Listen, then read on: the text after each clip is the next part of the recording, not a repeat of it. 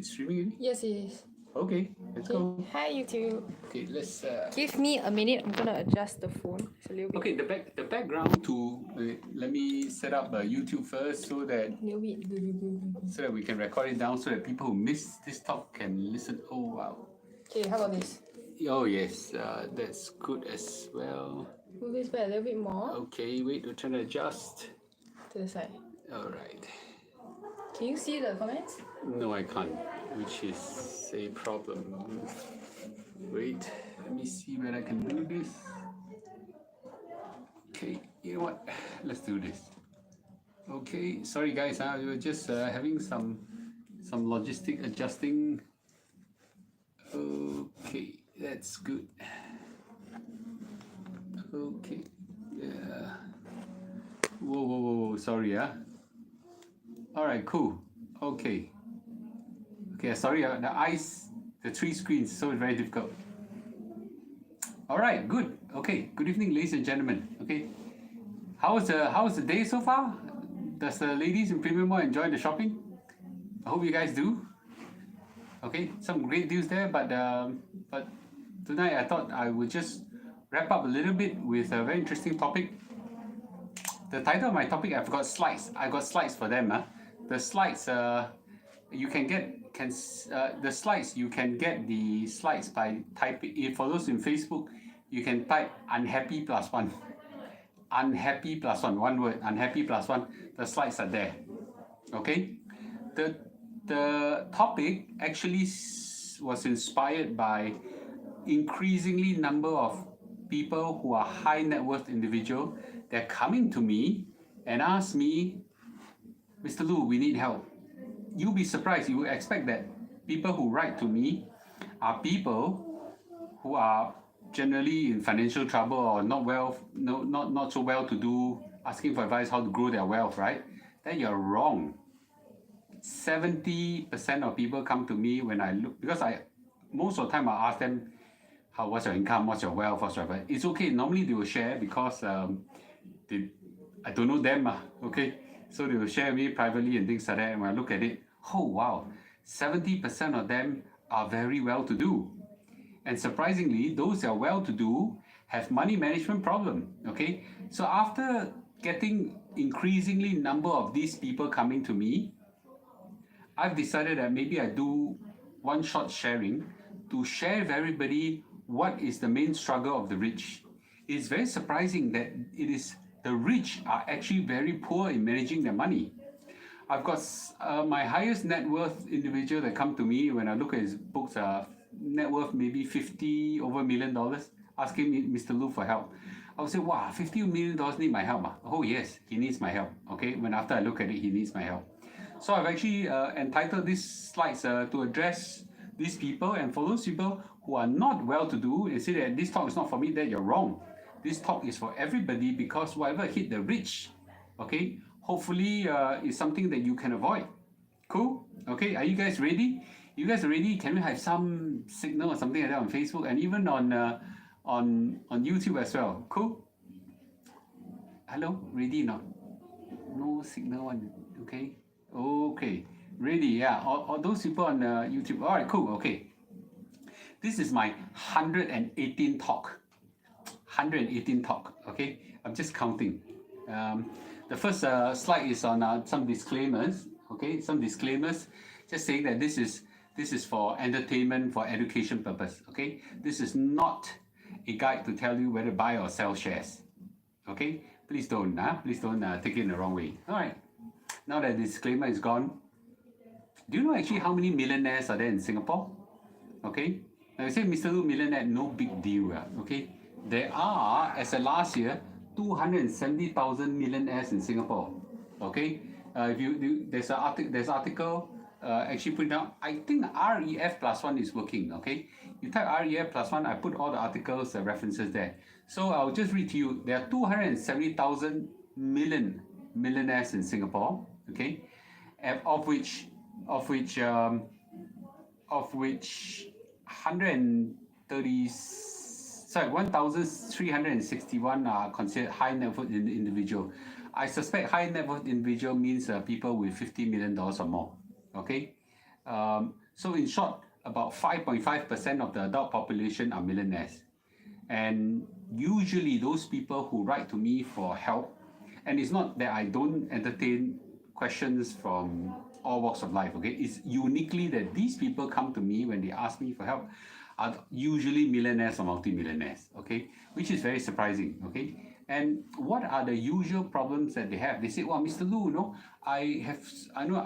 they usually stay in big houses, high profile professionals or businessmen and things like that, very good in their job, very good in business, very poor in managing money, okay?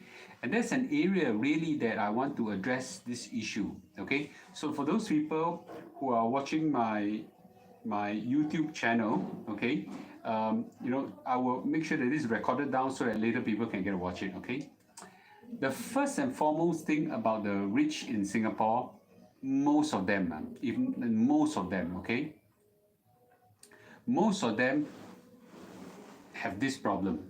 They are invested, okay, heavily in property, okay, and they are heavily in debt. They're heavily in debt. That's very surprising, right? Okay. So I'll give two case studies here. It's in my slides. You can take a look. Okay. For those people who just came in, the slides are under unhappy plus one. Okay. So case study one, Mr. X. Okay, I won't name his names. Mr. X has 4 properties. Each of them on average 1.5 million. Okay. Average, some high, some low, whatever. In fact, more than half of his property are, slightly more than half of his property are already paid up, okay?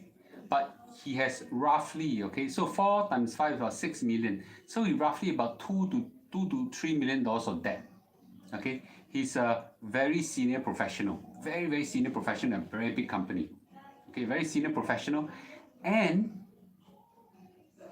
he cannot afford to lose his job, okay? Why? Because the loan itself, the loan is so big that he needs his income to service the loan. He rent out 3 of his condo, but that's not enough to pay.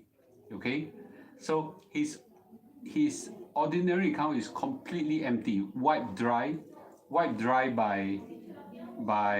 the houses that he bought. Okay, so is his wife. He's got some SA, not that he's no SA. He's very fearful of losing his job. When he contacted me, guess what? People won't come to me when they have no problem.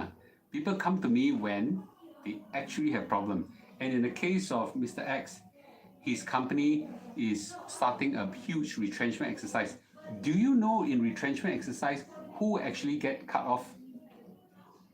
You would think that retrenchment, right? Cut off the lower tier staff. What's the point of retrenchment when you cut off only the low tier people? Okay, right? In the retrenchment exercise, hello Kate Lu, you want to take off a mask? This sure. Little bit more. Yes, this is Kate Lu, by the way, my daughter. In retrenchment exercise, okay, who gets retrenched? Generally, it's not just the lower tier. When you retrench one lower tier person, maybe salary $3,000, you say $3,000. Maybe 2% $6,000. Kate Lu, in retrenchment, who do you think get retrenched? High, medium, or low? For impact. For impact? Yeah. For impact, of course, the one with the most salary lah. Of course. It is the high salary one that kena the most. Is those that are not the top. That means the first 3%. CEO, CFO, and COO. These 3 usually untouchable. Head of HR, usually untouchable, but not always the case. The rest, they will go for the middle management and the senior management first. Why? Because these are the people, okay, that has the highest salary. You fire one of this person, it's equivalent to fire 10 or 20 of the lower tier ones. Huh? So many? Of course, yeah. And easily senior management earns in Singapore, $200,000 to $500,000 easily, right? So therefore, when you wipe out one of these, you save so much money, right? Okay. So therefore, Mr. X happened to be one of them. Came to me because his job is on risk. You know what he wanted to do? Okay. He want to ask for help. What should we do? He's got almost no shares, okay, all on property, okay, and he's got heavily in debt, okay. So let's talk about Mr. Y. Very similar situation. Mr. Y, okay, has 3 properties, total about $4 million. Okay, each $4 million, but his loan is not as heavy as Mr. X. So he has about $1.5 million, but similar situation, also very scared. All these are usually these people are very senior professionals. Okay, all of them always say when the property rise, okay, I will sell it because they are very scared. But when the property actually rise, they don't sell. Why? Why, Kilu? Because they think that It will go up even more. they'll go up even more, so they miss the boat.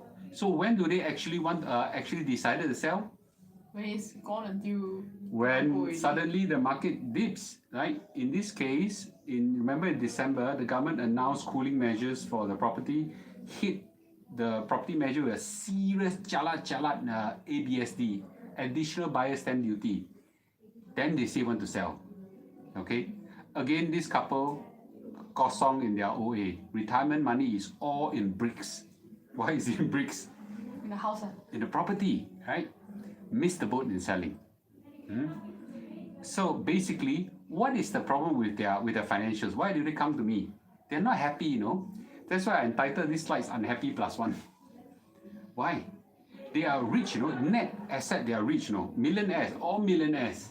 Unhappy millionaires. Why? Because The money's not liquid. the money is very illiquid. Something happened now, they got no money. Their money all kena stuck in all these bricks. You cannot eat the brick, you know. The second problem is that, do you realize that they have single asset risk? Single asset risk. Because all their investment, majority, 70-80% of their wealth is in property and property and property alone. Okay, most of them. And they are all very leveraged, meaning they are very in debt. You can't be happy with this kind of life, okay? They're very afraid of losing a job because they're afraid that at their senior age, they cannot find another senior job, okay? So therefore, you know, many of them come to me usually with this problem, right? Heavily in debt. For many of you who are watching this, aspires to own many properties. Some stupid ass company keep advertising that, let me teach you how to own 10, 20 properties at one go. Okay, I actually think that, and then they ask you to leverage in some form and shape. It has to be. Okay, a lot of them say, oh, don't even need cash down. Of course, then you have to borrow, even worse. You don't live with a heart of peace, you know, right? I tell you that these people come to me rich and worried, right? Do you really?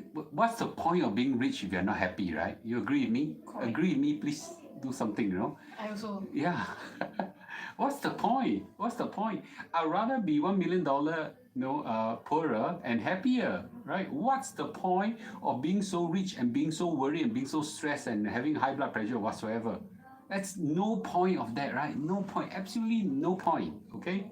Yeah. Okay. So, the second reason when they come to me with problem, a lot of them have this problem. Okay? Many Singaporeans rich invest heavily into blue chip stocks. Okay? Second, after blue chip stocks are REITs. Third is China stocks. I'm surprised. Yeah. So these three types of stocks, they invest a lot. In fact, I have an article in under REF plus one. Okay, says that why investors are angry with Singapore blue chip stock. Right? Me and Kilu has done this blue chip. Kilu, what's another word for blue chip stock now? Blue black stocks. All chi stock already, right? All the blue chip stock all become blue black stock. Only the Singapore banks, arguably the three banks, are still holding well. The rest all chi already, right? So I've said this before. Okay, I'll say it again. Now, after looking into their financials, I cannot believe they got so much blue chip stock. And why does the rich in Singapore likes to buy blue chip stock? Because blue chip are safe, supposed to be. So a lot of them have over years accumulated a lot of blue chip stock. Okay? So after they accumulate blue chip stock, what happened? The blue chip become, yeah. You know, StarHub, SPH, SIA, even Singtel, my previous company, right? So all you know, Keppel Corp. Then a lot of them in REITs and or equivalent, you know, High Flux, some other REITs, you know, all High Flux go to Kosong, worst still, Sembcorp Marine, wah piang. I kid you not, I sit down and, you know, a lot, the ultra rich sometimes have private bankers helping them, you know. You know what private bankers? Because very atas, right? Wow, I go to Stand Chart, you know, or DBS or OCBC or UOB. I got a private banker come and welcome me, got special room, sit down, got coffee, whatever. I get invited to all these special events. You know how old are these private bankers? Then the private bankers send them books and tell them you should buy this stock, buy that stock, buy this stock. And then they organize everything for you. Every month there's a very nice folder sent to you. I've seen that, you know. You know what? How old are these private bankers? My age. Slightly older than her. What a fish do they know about investment? Right? All them pick the stocks. Right? Do you realize? And then they tell them, oh, Chinese stocks very good to buy right now. Chinese stocks. A lot of they lost a hell of money in Chinese stocks. Chinese stocks recently really lao sai. Really jialat. Wow, damn jialat. Everybody come to me, ask me what to do now. Mr. Lu, I bought Alibaba. No more Baba. Dun, dun, dun. Alibaba become Baba Black Sheep. Have you any Wu Bo Liao? Not yes sir, 3 bag full. You know, No sir, no bags at all. Alibaba, the code is called Baba, no? No, Baba Black Sheep really. Super Black Sheep, no more Wu. Yeah, it's very jalan now. So when they come to me asking what to do, what can I do? I don't, the only thing I do is never touch China stocks. For heaven's sake, they have regulatory risk, okay? And by the way, do you know right now how bad the Chinese economy is? The Chinese economy was like that on the first beginning of the year, then it drop. Now it's left 4% growth. Usually it's very high. And right now, two things. They're gonna have an outbreak. Sorry, they have, you know, they have a zero COVID policy. Once there's a COVID, what do? Lockdown. They lock down every freaking as big a city as possible. Uncle, auntie, 这阵是 Omicron 唔是 COVID Now it's Omicron, you know. Omicron President Xi Jinping, there is no fight. You cannot lock down anymore. No chance. To make matter worse, they also want face. What is going to happen in 3 weeks' time? Beijing. Winter Olympics. So all the Angmo, all the foreigner, all come. Do you know in Singapore we got VTL lanes, right? We got VTL lanes. Before you leave, you test. After you arrive, you test. Still 2,000. No, still what the? I bought that at 3K. 600. I can't remember. 600 or 700 people come in with Omicron. Right? So do you think this Winter Olympics they can siam the Omicron? They can't. The whole Chinese economy cannot escape the outbreak of Omicron. They can't anyway. It's too viral. Okay? This zero COVID policy is impossible to maintain. In short, the Chinese economy is going to be shit. Okay? And the Chinese stock is shit. Our Singapore blue chip stock is shit. All these rich people, I look at all their financials, damn jialat. It's like report book like that, no? It's like report book like that. Like looking at a Kid Loose report book at one point in time, you know? All red one. All red one. All red one. Jialat. It's like, wow. That was uncalled for, okay? Now I'm gonna pack your stuff. Okay, thank you. Okay. So bottom line is you could be rich and you cannot escape this Holocaust. Because the rich, after accumulating their wealth, like to put into something safe. There's nothing safe with blue chip stock. There's nothing safe with China stocks. There's nothing safe with REITs. They lost so much money, and that's something that my heart is broken when all these rich people come to me and say, Mr. Lu, please help me. I cannot turn water into wine. Okay? I can do it preemptively. I cannot do it post the event. I can't. Okay? This is something that I think everyone should know. Everyone should know. The third slide is an observation. Mr. Lu is probably the only one to say this, but I think I'm right.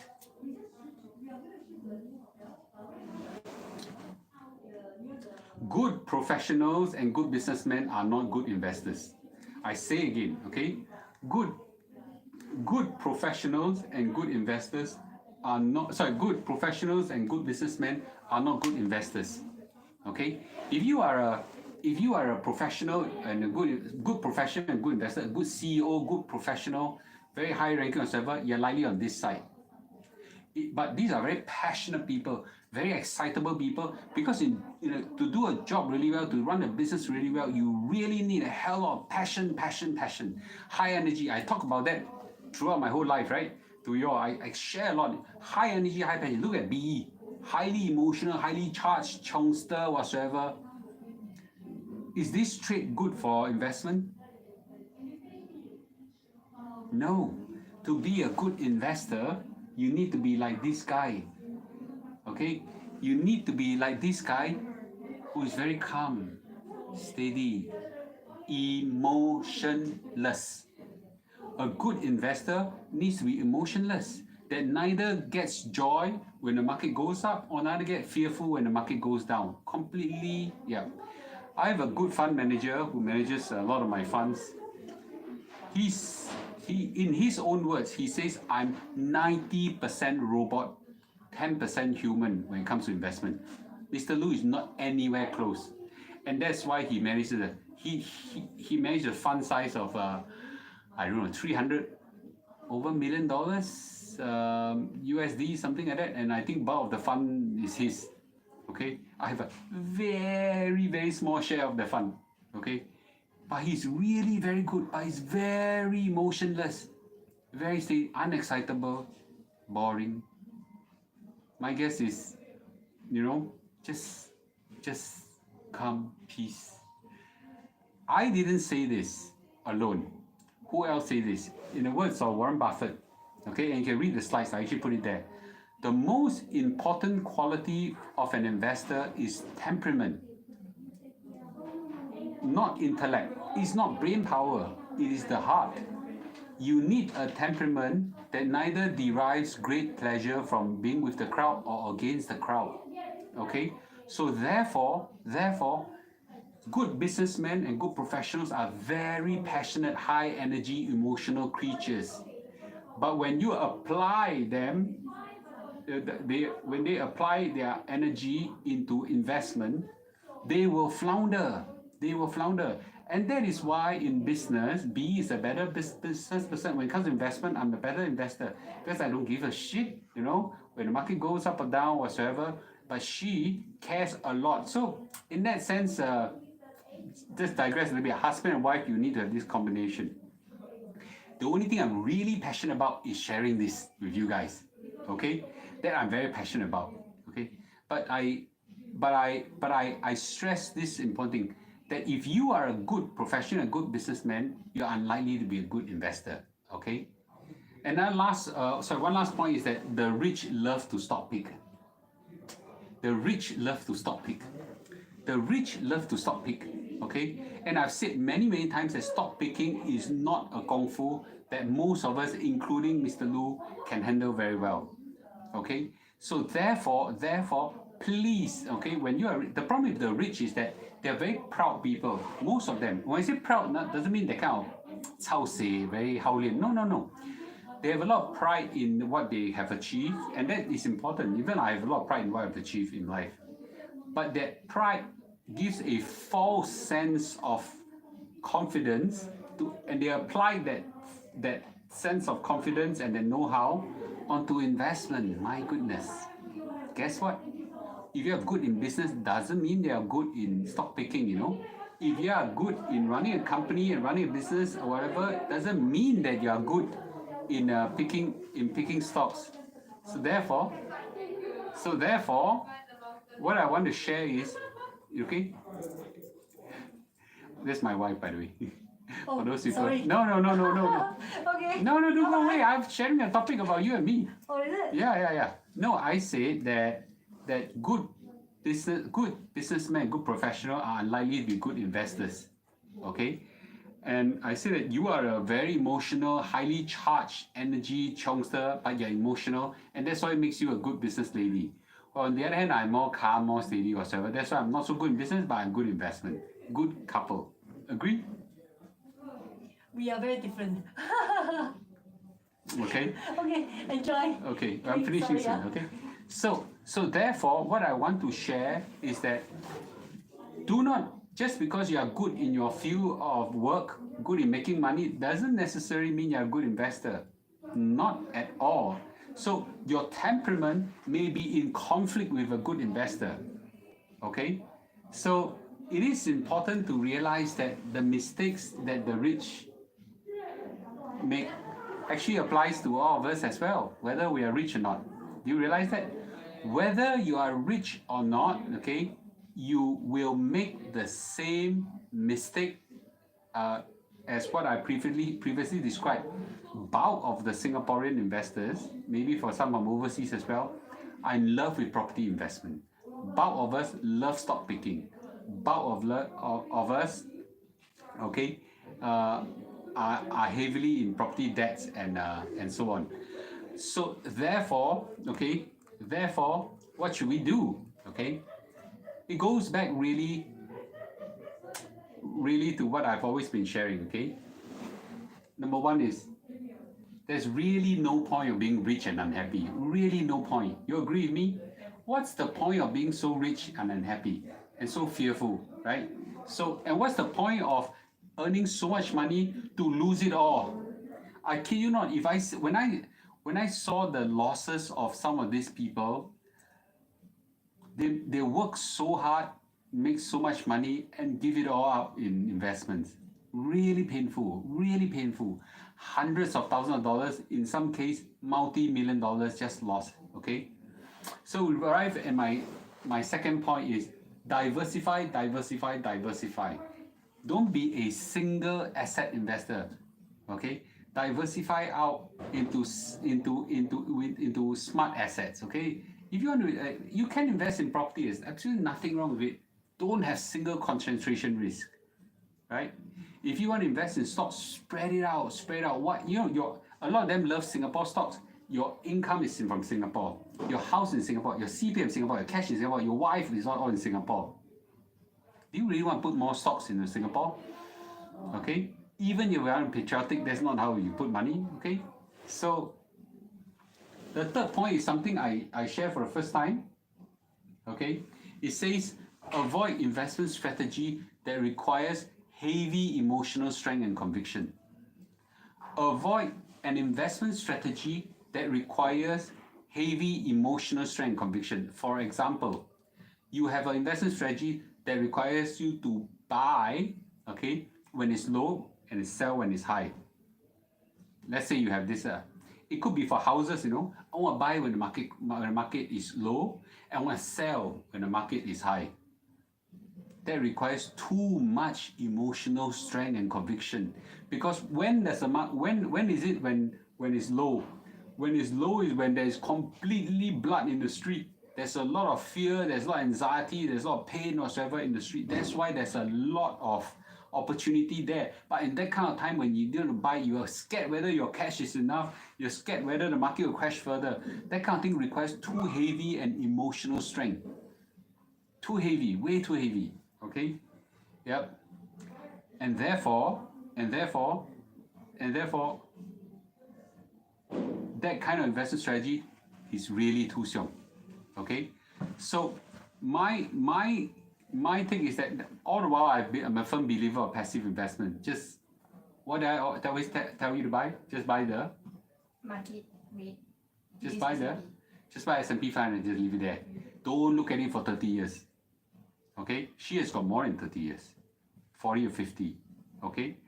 Now, those I think don't require much emotional strength. Just buy and forget and go on with your life. Okay? Now, I'm not saying you should buy that. That's why I tell her to buy, and that's what I buy as well. Okay? Now, so as you can see, you can be rich. Okay? But it doesn't really mean that you will do well in investment. Okay? So those things that the rich experience is common to us all. Cool? Okay? So the point I'm driving today is, okay, that no point fighting to be rich and unhappy. Second is always diversify out. Third is adopt an investment strategy that don't require too heavy and emotional strength and conviction. Cool? Okay? So every day I'll try to share something like that. Short sharing, doesn't take too much time. Cool? Okay? Alright, we still have 15 minutes. For those on Premium More, you can go on with your SF plus one. I think there is last 15 minutes for you to quickly wrap up at, I think at 12:15 I know Shopee where took out some of the thing. And for those of you have any questions, you can ask me as well. Okay, I got about 15 minutes before my daughter chased me to have dinner. She's hungry. I'm hungry. She's hungry, yes. Okay, cool. Okay. So yes, very funny, right? Unhappy plus one. Yes, cool. Okay. So for that, in YouTube, I will off you first, so that and I'll off you first, and I'll come back another day. Okay. Thank you. Wait.